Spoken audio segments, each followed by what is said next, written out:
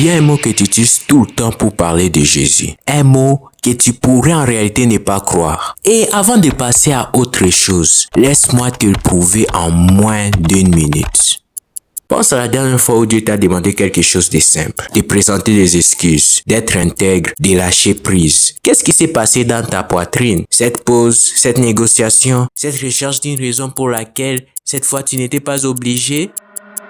Ces moments révèlent tout. Et je te dirai ce qu'ils révèlent avant la fin. Laisse-moi te montrer. Il y a une histoire célèbre dans la Bible. Un jeune homme riche et accompli court vers Jésus. Il est plein de zèle. Il appelle Jésus bon maître et demande « Que dois-je faire pour avoir la vie éternelle ?» Maintenant, si c'était un livre de développement personnel, Jésus lui donnerait un plan en 3 étapes. Mais non. Sa première réponse se semble bizarre, presque impolie. Il dit « Pourquoi m'appelles-tu bon? Personne n'est bon si ce n'est Dieu seul. » Pourquoi dit-il cela? Que fait-il réellement ici? Jésus ne pêche pas des compliments.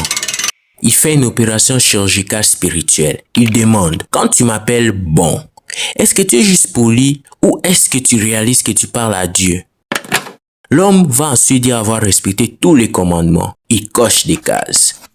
Alors Jésus vise le cœur. Une seule chose te manque.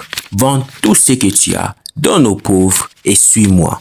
Et le visage de l'homme va s'effondrer. Il va s'en aller tout triste. Et ses pieds viendront de prêcher le sermon le plus vrai de sa vie.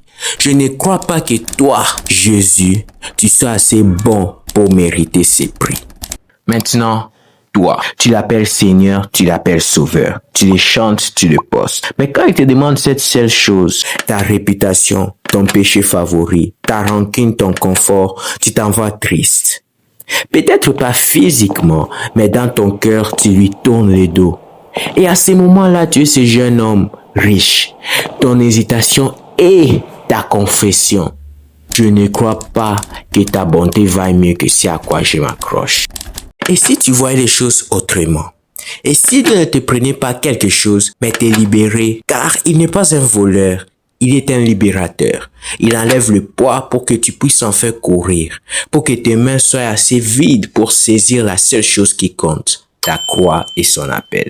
Son ordre n'est pas une punition, c'est une invitation à la liberté. Mais il faut que tu croies qu'il est bon pour l'accepter.